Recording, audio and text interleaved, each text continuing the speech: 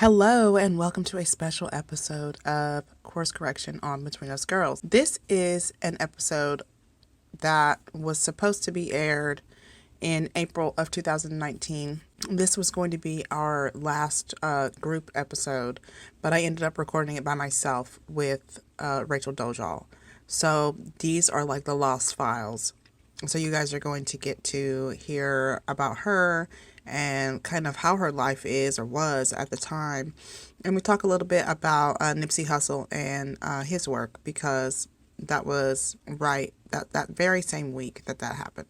So I hope you guys like this episode and try to show her some grace after hearing it. I think there's a lot of misunderstanding that surrounds her. So maybe this episode will give you guys some insight into who she really is.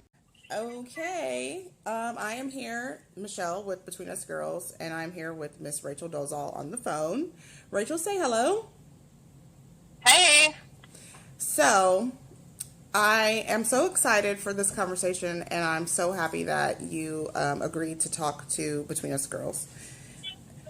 And I just want to start by saying I think it's really important that people understand that the old conversation that has been had regarding you and anything about you is old and stale, and we want to try to change the narrative, and we're going to change the conversation.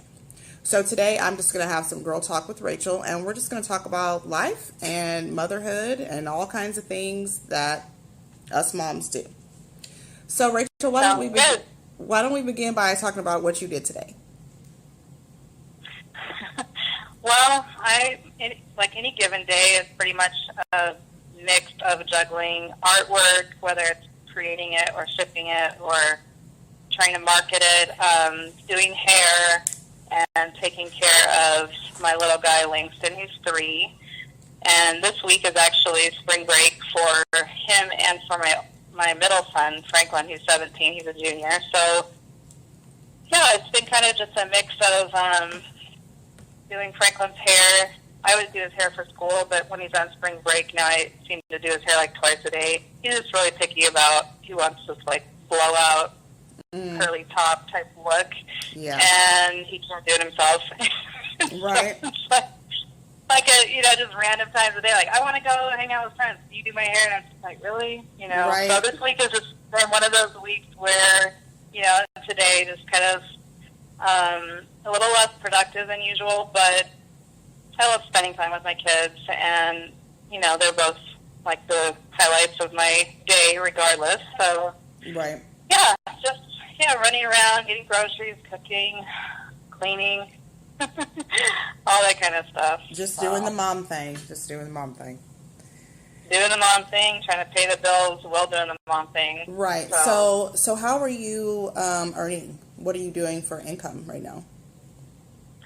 So right now I have my website, which is racheldolazal.com, and I sell my artwork as well as I make dolls, Melanin Spectrum dolls, and I sell signed photos, autographed copies of my memoir, just kind of like a variety of things on my website. And then I also braid hair. I do dreadlocks, I do weaves. I have about 35 hair clients, so I cycle through whenever they have a need, and sometimes that's very last minute, and then sometimes people cancel, and so, the hair game is up and down, but I do hair from home. I actually had a chair at a shop, but it wasn't working out to have Langston in daycare for the cost, and also just he is too overwhelmed by that with his needs, and so... Yeah, I'm just kind of like a kitchen stylist, I guess, would sort of be the term, but I just do hair out of my home, and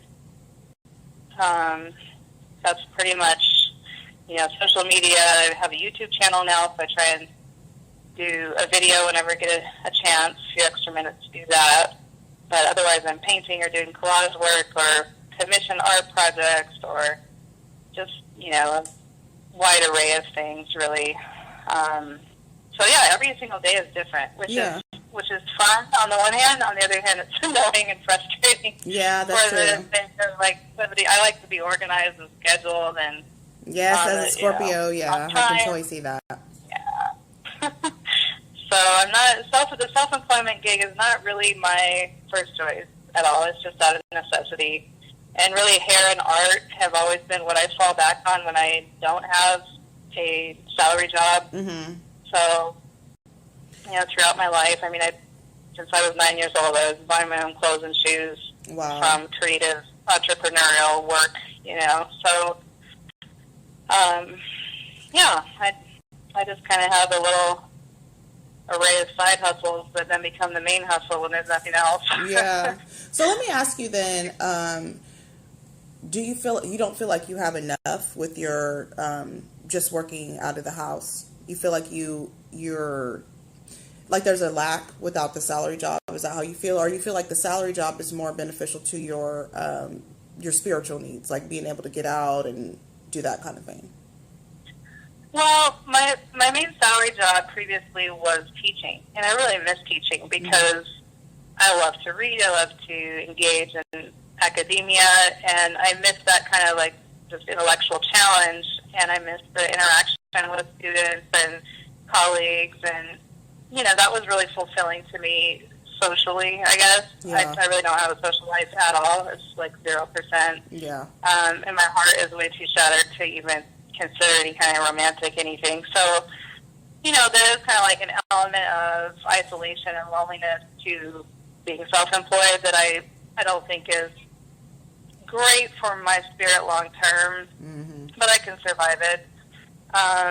When it comes to the unpredictable nature of just the financial level of is it enough, that's a question that has to be answered every single month. Right. Because it's like, oh God, are we going to fall off a cliff, or is something going to come through? And it's just kind of that anxiety, I guess, that is driven by that self-employment status of just, just kind of like sorting through your mind every single day. Like, am I doing enough? Did I do enough marketing? Did I, can I get my creative space and really produce something outstanding that people want to purchase as well? Because a lot of my art that I'm creating from within is kind of painful and sad, and so people don't always want to have moody art on their walls. So you never know.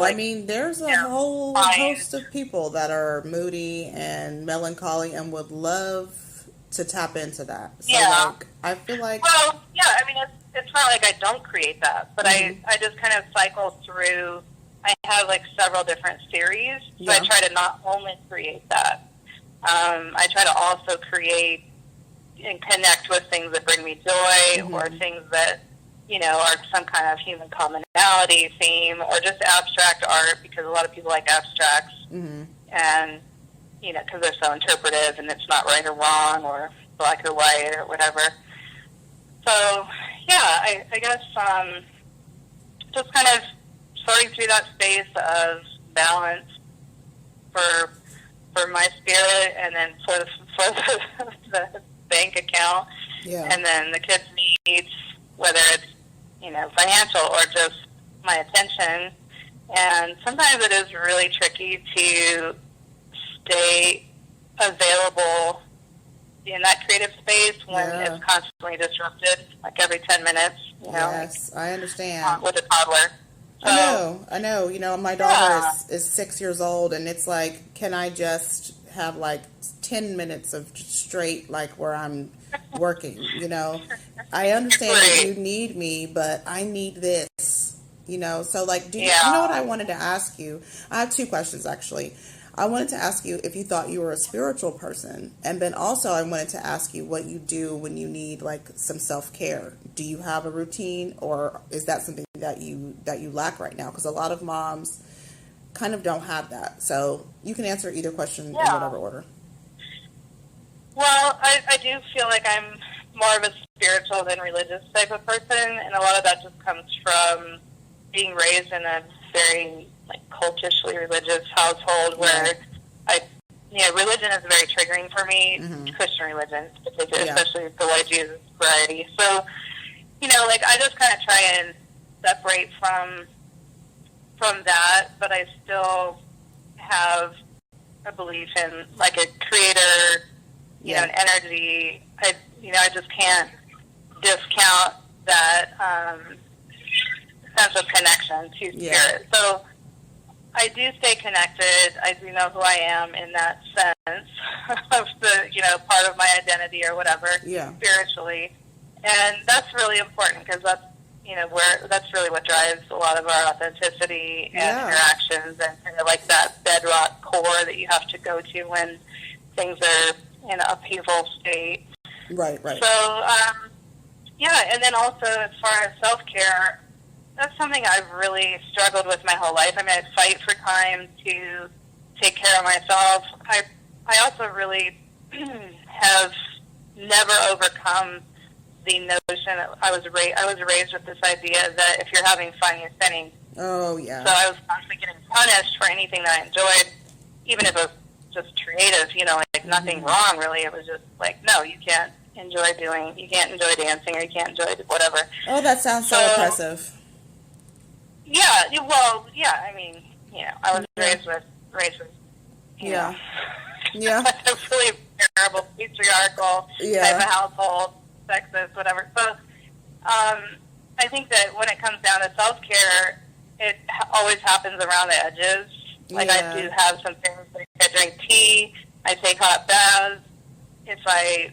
Not hot baths, plural, like one hot bath, at the end of the day. But I make 5 minutes, even if Langston has to sit in his high chair for 5 minutes. It's like, he's fine. I'll just give him a treat or something. Sit in his high chair at the movie, and it's like, I need to take my bath, and then we can go to bed.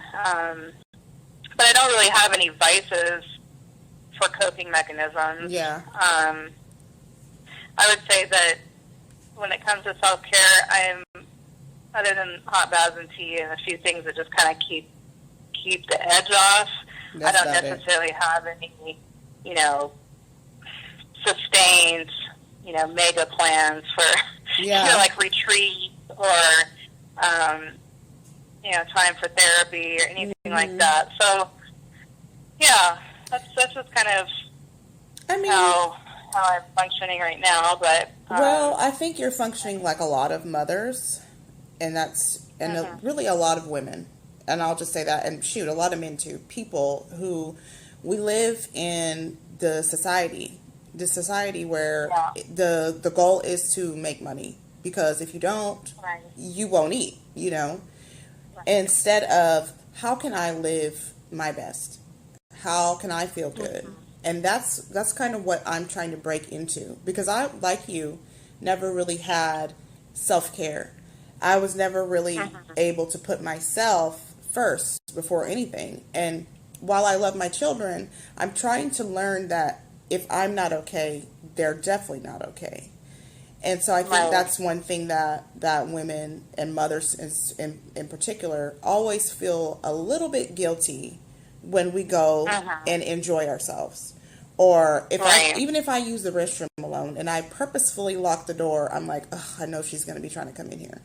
But I deserve that time, So, well, I know it's like we don't want our kids in distress, like even if it's for 2 seconds, because we're moms, and we have that deep care for them, and I almost don't think that there's anything wrong with that on one hand, the one hand, because that sacrificial love, that unconditional love, has a role and has a purpose, but yes, there does need to be some kind of a refilling of the spirit and even the body, like making time to exercise.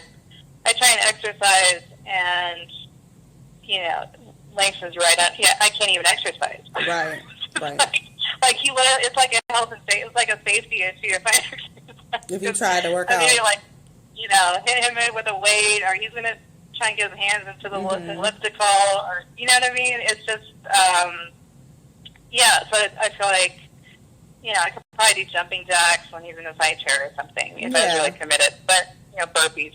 Right, something. Sometimes it's just that, I don't want to use it as an excuse, but at the same time, it's a season of life. Like, they're only young for so many years, and I guess because I've been raising children for 26 years of my, for the last 26 years, I've been taking care of some child or other. So, there's never, So you haven't been in And, self-care for like 26 years is what you're saying. well, there's nothing happening before Yeah. before that's there. So, yeah, but I literally was homeschooled because after my parents adopted my 4 younger siblings, my mom supposedly got chronic fatigue syndrome and couldn't I know you function didn't well. say she supposedly got. So I had to, be homeschooled so that I could, which meant I actually taught myself from the teacher's manuals and Right. raised 4 kids and potty trained all of them. And, it was like 4 babies in cloth diapers because they didn't have money to buy diapers either. So I had to sew cloth diapers. Oh, my God. So I felt like I was, having a midlife crisis or something when I was 18 and went to college. I felt like I was getting my life back. Mm-hmm. But at the same time, I had that guilt. I can't go to college. You just need me, But And then the thing is that for you to even have those thoughts, and those are not your children, you know what I'm saying? They're your siblings, right. And you felt like, I can't leave them. That is just so... I mean, honestly, I don't want to say I feel sorry for you because I can't. You know what I mean? You're human. This is part of the human condition. We go through things. But I feel I feel for you because I feel like your spirit was so stifled. You know what I'm saying? And then you're only allowed to do so many things. It's like it's going to take you some time to really know you. And when you don't ever have a chance to open and find out who that is, because we all need to know what our purpose is, because that's the time that you feel full. You know what I mean? You'll never, ever be able to, so no one will be able to break you or make you feel any kind of way when you really know you. And I think it's horrible when children aren't allowed to explore every opportunity that comes to them, because you never know what you are, who you are, until you're able to tap into you. Yeah, well, I don't think anybody's really at their best when they're in survival mode or when they're, having to be so high functioning to caretake somebody else, somebody else's life. But at the same time, it's kind of like the happiest moments of my life, which I wouldn't really characterize my life as being a happy one, but the times when I felt the happiest was when I was doing something for somebody else, feeling useful or feeling productive or whatever. And so, yeah, it is sometimes, kind of just to self-reflect. It's necessary to kind of just sit back and go okay, what is my value aside from everything that I can do?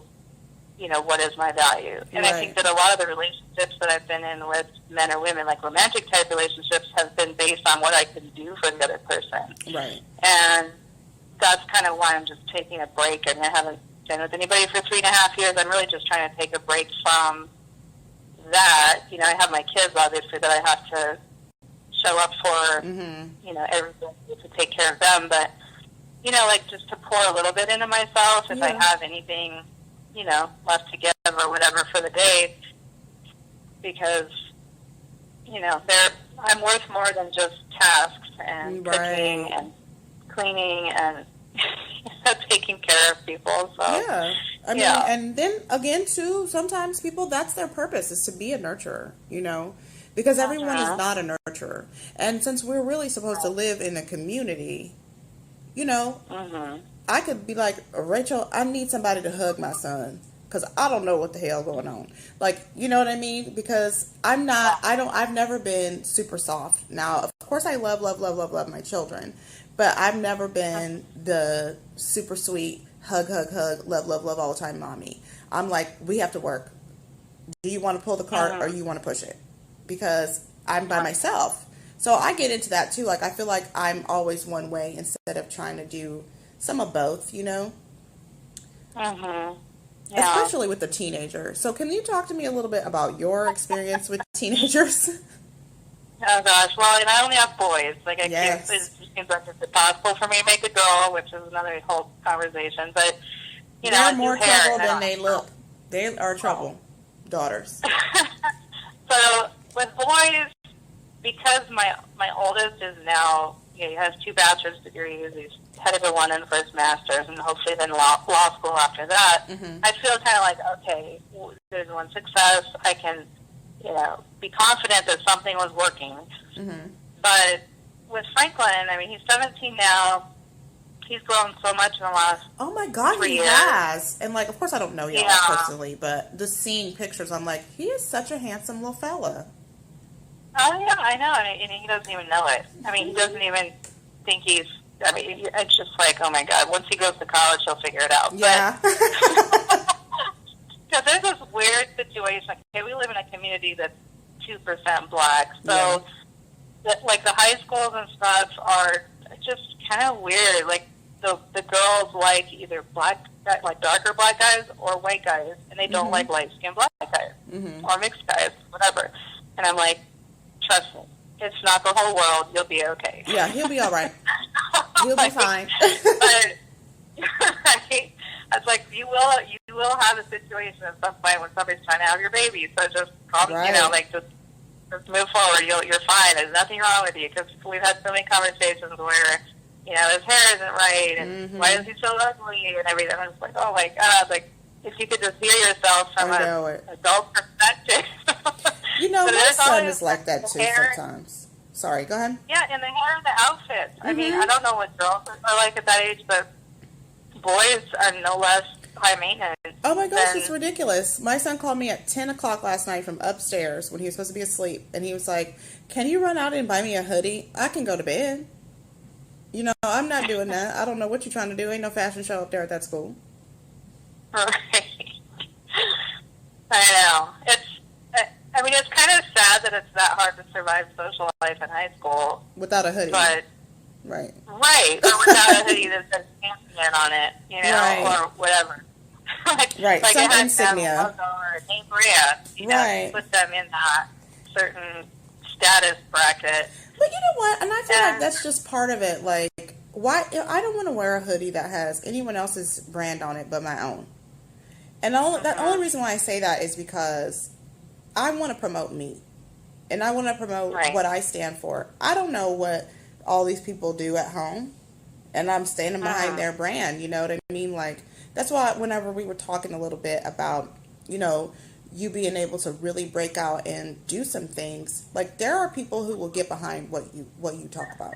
I was watching your YouTube and you were cooking and I was like, I want to taste the chicken wings. I think there's definitely everybody should really promote themselves. And I know you're like, well, did I do enough marketing and things like that?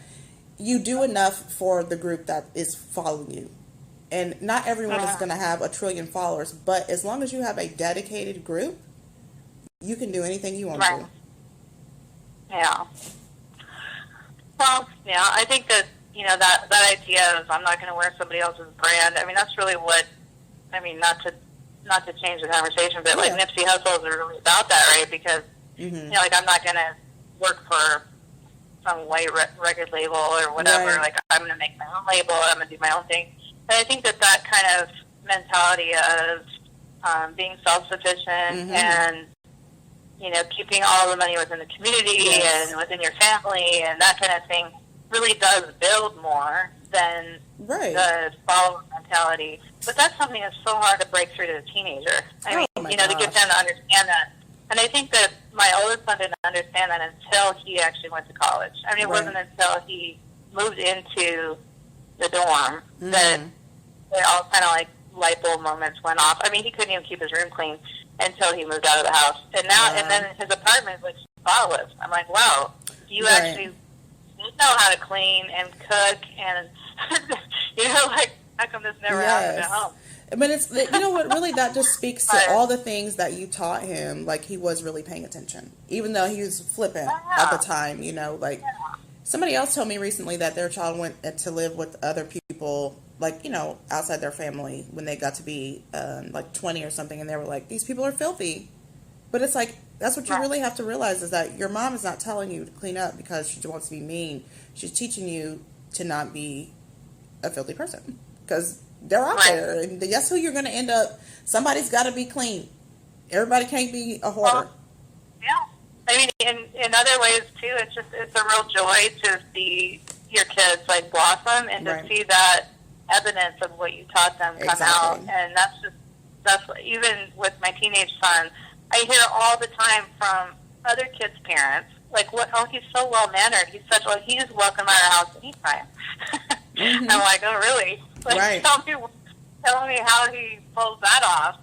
Right, because I don't see that. So, like, Right. are you sick? But, just to know that, like, yes, he did have good home training, and he is showing that somewhere. Right. Maybe You not know, here with me, no. but someplace. Right.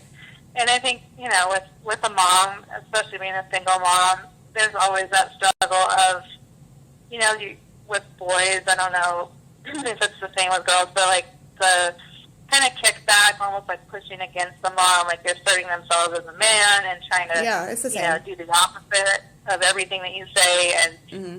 it's like, okay, this is exhausting. But at the end of the day, I noticed that they actually did internalize some of the stuff, especially when it comes to like history. Yeah. Franklin he acts like he doesn't pay attention at all. His entire life, he's acting like he didn't, care about anything that we ever talked about. But it comes out in his history. He has AP advanced history classes, and he's always got an A. Yeah. And So he's holding on to that information, and that's good. That's amazing. yeah, he still knows his history. I mean, I think a little bit of that came out in the documentary when he was coming home as an 8th grader, and he's like, nobody else in the class knew who Frederick Douglass was. Wow. Like, what? Crazy. And is that in the same district that you guys are in now? Yeah, we're still in the same district. I mean, he was like 13 in the documentary, right? And Yeah. so he's 17 now. I mean, he's totally changed in terms of just the way he carries himself and his confidence and just kind of like his place in the world. But, yeah, it's the same district. He's just not in middle school anymore. He's in high school, and he's a junior in high school. So, and an athlete, and he made varsity as a sophomore in track, and then football was on the varsity team, and he's running track again this year. Yeah, my son just started track too, so he's doing hurdles, like the 100 and 300 hurdles, and the boy don't have the DNA that I have, but it's fine. I mean, he was all right. He did all right. I'm going to support him. You know what I mean? I'm not even concerned that you're like a super Speedy Gonzalez. Like, that's not the point. The point is can you start something, and can you learn to enjoy it? Or if you don't enjoy it, pull back. That's fine. You find something else. I just want him to be exposed to different things, because I think when parents decide for kids, okay, well, this is your job, before they've decided for themselves what they're good at or what their passion is, that's kind of where things go off the rails. Yeah, no, I agree. I mean, that's kind of oppressive in a way to force your kid to kind of like live your dream or whatever, do what you think they should do. At the same time, Franklin, it took him until high school to actually figure out what he liked as far as sports, and he likes football and he likes track, and now he kind of, he complains to me all the time, like, why didn't you get me started in these sports earlier? And I'm like, seriously, I tried, but you weren't interested, and I was trying to let you, lead with your interests. And he's like, Mom, if you would have had me doing this and this at, this age, and I would be so good by now. And I'm just like, yeah, but I'm not that parent. Like, I want you to have your own mind, and I want you to lead yourself down your path and, self-assert yourself, in the world, and not have somebody need to tell you what to do and push you in a direction that you don't want to go. Right, because you might be alone sometime. You can't always have somebody push you forward. Sometimes you got to do it yourself. Yeah. So, and he is that one that's like, he has to win first or second. Oh, I can't complain. That was me too in life, in sports. So. Yeah, my son, he gets a little bit upset when he's not number one, but I'm like, try again, But I wanted to ask you how, let's talk a little bit about what happened with Nipsey Hussle, because I think that's like it's been a huge effect on the black community, the white community, people who are in tune with the community. You know what I mean? Like people who believe in community living and just doing what you feel like you're being led to do. So where were you when you found out? And like beforehand, like did you have any feelings or like did you get any vibes? People keep saying that they felt heavy right before. Hmm. Yeah, I can't really. I wasn't really like tuned into or associating how I was feeling before with that particular event because, like I said, my days are so chaotic. Mm-hmm. So, and I cycle through so many different feelings Yeah. every day. Well, I wouldn't know if it was because of that or something else, but Mm-hmm. But I just really respect his ability and commitment to give back to the community and his activism. And I'm not going to pretend to be like, oh, I know every single one of his songs and everything. It seems Right. like a lot of people just kind of like try and fake it, like, oh, I'm the biggest Nipsey Hussle fan ever. Right. And it's like I'm not gonna pretend to like know everything about his life, but I do know that his activist work was a huge contribution. And the one thing that I kind of respect about him the most is, as I said, his determination really to work for himself and to, keep Black Dollars Black. And I used to be the communications chair for the Black Business Persons Union here in Spokane years ago. And basically we had like 43 Black-owned businesses here in Spokane, and we were committed to, like, every business owner we would support one business every month, and we'd cycle through so that every business got a boost throughout the year. Yeah. And just kind of organized action like that really does make a difference. And anybody who's doing that work, I think, should be commended. It's hard work. It takes a lot of time and a lot of discipline, and there's always infighting and issues to overcome, just interpersonal pettiness and stuff that crops up, and you got to kind of like just keep everybody on board and move forward. And so, he was obviously doing that work that day. I mean, taking the side to get clothes after, getting released. I mean, 20 years. Oh my God! Like, that's just like I'm thinking, trying to imagine coming out after that long and having somebody to, be a support, someone to lean on, and so, I think it's awesome that Jay-Z has really, kind of stepped in for his kids and, just kind of watching stuff. But I also think it's extremely tragic, whose hand took him down too, and that's another. Right. You know what I mean? Like it's just like, really, like, can we be on the same page? Can we unite and work together? And like, I don't know. I really so this is like before I even found out about this. Over the weekend, I went to Dallas for a client. We were she's trying to do a fashion lookbook. So I said, okay, well, I'll volunteer as tribute because she's in New York, so she couldn't go to Dallas. So I was like, I go. Okay. So while I'm there, I'm like, I really feel like something big is going to happen, and I feel like this is what I'm being told to do. So I start telling my boyfriend, okay, so I want to do I've been saying I want to open a consignment shop. So I'm like, I want to open my shop, but I feel like we need a club too.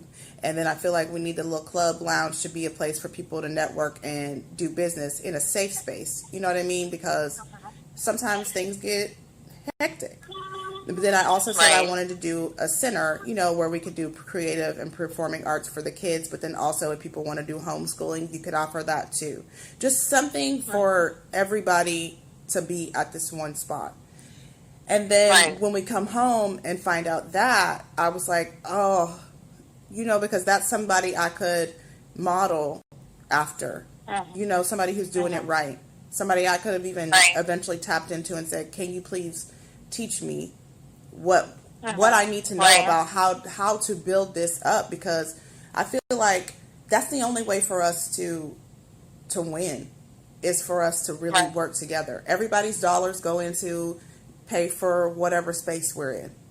And then whatever we have as excess, back to the community or back to each other, or, just like, however, because the source in the system is supposed to work like you don't keep any excess. And that's what's wrong with this whole entire establishment, is there's so much excess. You can't even eat Right. if you don't have these dollars. And they have so many of them. So it's like, why does 1% have all the dollars? And the rest of us are like, well, girl, we might not eat today. That's ridiculous. Right. Yeah. Or we won't eat well, you know, Right. we're not gonna eat healthy. Right. We'll eat, but that dollar menu, it don't hit the same. Well, right, we're gonna, you know, then there's like the whole healthcare Yeah. industry that's gonna pick up with, oh, now you need heart medication and all this other, you know, Or now you diabetes. have a whole cancer because all you had to Right. eat was dollar menu burgers for the last 15 years because you ain't got no money. But you also don't Right. have money to pay for this cancer. You know what I mean? Right. Like, it's Well, crazy yeah, to like- me. And it's all about money because, It is. like, the cancer societies and heart society association and all that kind of stuff is like connected with the big farms and Mhm. you know, animal processing plants, and Yeah. it's just like all connected in dollars as far Exactly. And all these people invest in the Big guy. same businesses. as yeah. Yep. Yeah. Well, Yeah. that's always been my goal, has been kind of what you said. I don't know about the club because like I said, I don't like to have fun. I don't like you. I just, you know, it's just like the last thing on my mind. It's like education and Yeah. economic development and healthcare and, you know, all these, you know, political representation. And those are really the initiatives that I was championing with the, not just the NAACP, but in the community work I was doing before then too, that won me that election. And it was just, you know, like let's build together. And that created a lot of interest and excitement and went from like 30 members to like 220 members in 5 months. Wow. So with that many more people, we had 8 committees, and we were putting the superintendent of schools on blast, you know, for the disproportionalities in the schools, and we Yeah. were holding the elected officials accountable and running black people for office from school board on up, and Mhm. you know, like, so just kind of this holistic approach, like let's join arms at the foundation level and just march forward and overcome. And that's, I mean, even obviously MLK was assassinated for his civil rights work, but Mhm. like when he was assassinated, it was part of the Poor People's Campaign, and that march to emancipate people from poverty, especially, you know, the community that has never received reparations and like has that biggest gap. And just, you know, I guess, you know, a lot of people probably feel like because I have white parents, like I can't relate to any of that, but it's like I grew don't up on a believe that, mountainside with no money, right? And I grew up in poverty. You know, I really don't believe that though. And I feel like the Yeah. people who But- keep going, maybe. Yeah. I'm sorry. No, I'm just saying, like, you know, I know what it's like to be poor, and, you know, we were making patterns for clothes out of newspapers and trying to sew everything, and, you know, I was embarrassed. That's why I started working at age 9 to buy my own clothes and shoes, because I didn't want to be a social outcast forever Yeah. and be teased for, you know, having all these homemade, really honest working Yeah. clothes. Goods. And, you know, just kind of, just that mentality of, like, how can I, you know, catch up? Because I always felt behind, you know, and how can I be part of the group? Yeah. How can I not be left out and sitting on the sidelines or rejected? And anyways, I think the Poor People's Campaign is really what, you know, was at the heart, of course, of the civil rights movement, and that work is still not done. No, As you said, no. the gap is actually widened between Yeah. the richest of the rich and the poorest of the poor, and Yeah. there's, And then you know, they it don't seems like teach we're us talking that about- we're not taught because we go to their school, right? We go to their school to learn how to go to work, how to be a good citizen, and then we learn economics. Right. You don't go to school to learn how to really live because the instructions for living are not at school. And they want to Right. they want to separate church and state, which we know the Bible is sometimes broken. Okay. But there are pieces of information there that could help us in our actual life. But I feel Uh-huh. like, no, they don't teach you how to manifest, which is very important because you can definitely do anything you want to do as long as you use that positive energy and channel it in the direction of what you want. But that's not what's Right. taught. I wish somebody, my dad tried to teach me that, but he passed away when I was 16. So I didn't learn Uh-huh. that until I was, 5 months ago. And now I'm like, okay, well, what else can I do? Because I'm like, if Right. I can make these changes, I don't want to make them just for me. I want to make them Uh-huh. for everyone, which I know that's a heavy Right. duty undertaking. But I feel like it can be done if I connect with the right people who also have, like you said, like minds. If we can link together, we don't Uh-huh. have to be in the same zip code if we have the same Right. mind frame. Because social media and the internet connect us every day. Uh-huh. I agree. Well, and it is a real globalized world. I mean, you don't even have to be in the same country. Yeah. Um, and it's like everybody who has a comma in their bank account can help somebody. You know Yeah. what I mean? Like, um, and even if you don't, you can still give time or something else. But yeah, I really have that heart of let's meet the needs, and we don't have to have all this fancy extra Mm-hmm. stuff, millions of dollars and big hype, whatever, brand names and all that kind of thing. But Right. people do need to have their basic needs met. Sometimes not And even part have of that, that. yeah, part of that is, good education, and we Mm-hmm. don't have even that in our school systems. So, um, Exactly. And when it comes to history, I feel like, you said that, you don't have a salary job anymore, and I think you'd like one. uh But I would rather not have a salary job so I could spend more yeah, time with my kids because I feel like that's part of, you know, becoming an adult. You spend time with your parents. They teach you. You're a copy of them. You don't know how to work uh anything if they don't tell you. So it's kind of like right, if I'm at work, I can't be present where I kind of need to be. So I feel like there's a way for us to kind of balance that. I'm still looking for it. When I find it, I'll let you know. Um, but, right. I Well, and guess, I go am ahead. definitely like aware of that being the silver lining. Mm-hmm. Amidst the kind of isolation and loneliness and super, the monthly anxiety of Yeah, where how is am the I money going to gonna? come from. Mm-hmm. I still do have that time with Langston, and I've been with him for his whole first 3 years of life, and so that is a joy, and Yeah. that is something I'm very grateful for, even though I've been trying to get back into the workforce officially or whatever. And I think part of it too is just um, I feel like I'm kind of blocked. Like there are a lot of opportunities that I could have, even just working from home. But speaking engagements, the last 13 speaking engagements that have been scheduled have all been canceled, and so I've lost all of that opportunity income. And they're always canceled because somebody complains, and then it gets boycotted, and then the university or wherever I was supposed to speak at gets freaked out, and then the media gets Well, involved, and everybody. So that is ugly. that's frustrating That's all I have because to it's say. like I have to feed my kids, and Yeah, I'm I know. trying my best to do that, but people are just like blocking me, like, no, don't let her in, don't let her make $1, blah blah blah, and I feel like at the end of the day, all of that money is, going to support my kids, and anything that I did have left over, I will, I do share and I do give back all the Yeah. time. So that's just, I've never had savings or, trust funds or anything Yeah. like that, and Yeah. That I sounds think about that right. it's hard what you were saying earlier about if you have a dream, like go chase it, and you can, just with your focus and your energy, you can achieve it.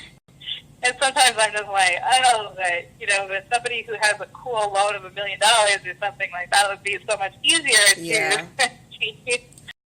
But it just takes longer. It's harder. It is Mm-hmm. possible, but yeah, if you're that person who's kind of, locked out Yeah. of every know. door that anybody has control over, it does make it harder. But what would you like to do? What would I like to do? Yeah, as far I as would like work-wise. to eliminate white supremacy Yeah. and racism. You know, like, I would really like to institute reparations for everybody who has that generational trauma in America. I would like to really build an equitable and inclusive society or small community or whatever. Yeah. But beyond that, you know, like for the short term right now, I really would like to get back to teaching and activism in some form, even if it's just speaking here and there or, you know, being a part of projects, activist projects. Right. You know, I don't have to have like a big title or salary, but I just do need to have like a place at the table. I do need to have like you know, like the opportunity to contribute my time and talent to the cause, and I want to, and I'm ready to. But I also don't want to be like, I really don't want to be a detriment to anything. And sometimes when I do show up for causes, it becomes a distraction or a detriment to the purpose or the vision of that particular event or that cause, and that's really heartbreaking. And you know, so I just kind of, right now, I just feel like I'm sort of in a, you know, like tight jacket. Yeah. Trying to just wiggle. I don't really feel like I have the luxury of dreaming of like, oh, what would you just want to do? I'm like, I can't even move, let alone fly. Yeah, that's true. I will say this before we go. Thank you so much for talking to me. And I want to ask you, what do you want people to know about you? Not what they think they know. Just you. Like, who are you? What color is your aura? Who are you? Well, when it comes to an aura color, I probably would be most close to blue, because I really am a helper. You know, I'm a giver, not a taker. I am somebody who seeks to bring solutions, not problems. I don't like to cause conflict. And I think that, you know, a lot of people feel like I'm a source of pain, and that's definitely not what I'm about. I'm about healing, and I'm about helping and empathy. So that's kind of like the core part of me that I hope at some point can be understood to kind of, you know, heal some of the misunderstandings. Beyond that, I really would like people to know that I'm a super dedicated mom and that my kids always come first.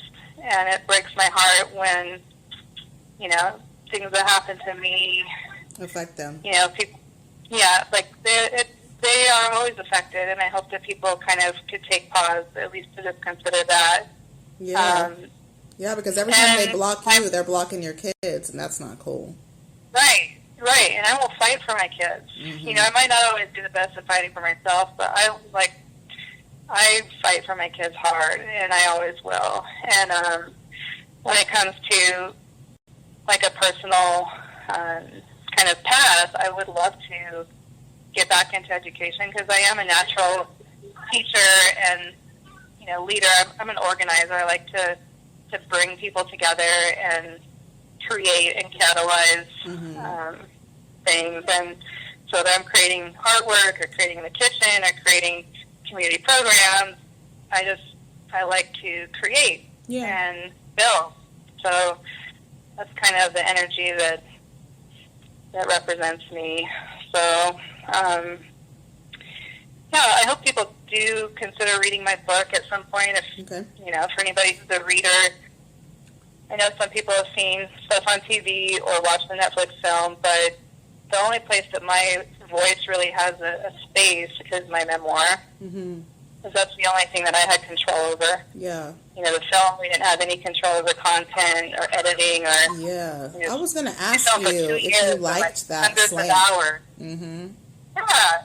And like, you know, when they even released it, Franklin was so upset. He almost went on the Today Show with Megyn Kelly because he was offered that. But Netflix begged him not to and told him they'd get him a little piece in Teen Vogue if he didn't, and of course they never did. But I would be like, hello, Megan Kelly, I know you got fired, but I'm ready to come back. Right. No, he was just like, come on, that last interview that he did was actually how they announced the whole film. Yeah. And he was like, I honestly I had a bad day at school. I came home, I didn't want to have cameras in my face. Yeah. And I took it out on my mom, and in that moment, I was over it 2 hours, but, and he talked to the director about it, and she was like, no, I won't, I'll just cut that, it's fine. And then he's like, really, you didn't even cut it? It was like the whole thing, and he's like, that's not fair, right? But we saw it when it was all done. We didn't have any warning of anything that was or wasn't. And the other thing is that there are 12 people in the community, all black members of the community here in Spokane, who were interviewed, who were very supportive of me, who were cut. They were cut, and it was just like all Katara and LaToya, who had never been involved in activism in the community, and it was just their voices were used as the people narrative who just for are not even what black women are saying, Yeah. So I didn't like that either, because it also, to some extent, stereotypes. I felt, it was like there's no diversity allowed in the in the community. It's just like, this is what black women, as a white female director, and I think she was like, oh my God, this is what black women think, and we have to show that voice. Yeah, and that's not everybody. Yeah, I don't think that's fair. And I don't. But I feel like colorism. I feel like all of this has really kind of. Well, I think your whole life you've sort of been broken down, and I feel like you just need a chance to rise, to really just get to in tune with you. And I hope that you do that this year, and I hope that you see some wins, and that when next time you make a speaking engagement, I hope that they're not evil to you, because that really is ugly behavior, canceling it. I wouldn't care who told me what. I made an agreement with this woman. That's just, I don't like it. So thank you so much for coming on, and then just tell everybody where they can find you real quick and how to find your book. Yeah, for sure. Well, thanks for having me. And, You're welcome. For the conversation. My website is just myname.com, racheldolezal.com, and my handle for Instagram and Twitter is at Rachel A. Dolezal. It's RACHELA, and then my last name, DOLEZAL. And that's, I'm also on LinkedIn. I have a Facebook page. Everything is blue checked, verified. So there are a whole bunch of fake accounts. Yeah, they don't have many followers, and they don't have the blue check. So okay. Look for the blue check. I don't have any social media under my legal name, which I changed my name in 2016, 3 years ago. But, a lot of people are confused about that. But really, I never wanted that to be public. And then after TMZ leaked it, then it was included as, part of the documentary, too. And that name was given to me, and it just, randomly selected to offend people. It was like somebody, from Nigeria gave me the name, and it was special to me, and it was blah, blah. It's just like a very personal thing. But a lot of the reasons and explanations, I just feel like are in my book. I mean, if people want to read it, and if they're really curious, then read my book. Yeah. That's the only place where just hearing a bunch of rumors and opinions from other people really don't characterize me. Yeah. And all those opinions, all the rejection has not changed my moral compass. I still stand for all the same things that I stood for: justice, equity, inclusion, and just trying to move forward. So. All right, so I hope you really like that. I hope that you feel something about Rachel. I hope that you learned a little bit about her as a person, and I hope that you are able to take away from it the message that was received by some others. If you are one of those who didn't receive a message, oh well, click off. Thank you. Have a great day. I will see you guys next week. We got more course correction coming back. We got Sapphire coming through with us next week. So yeah, be ready for that. All right. Bye.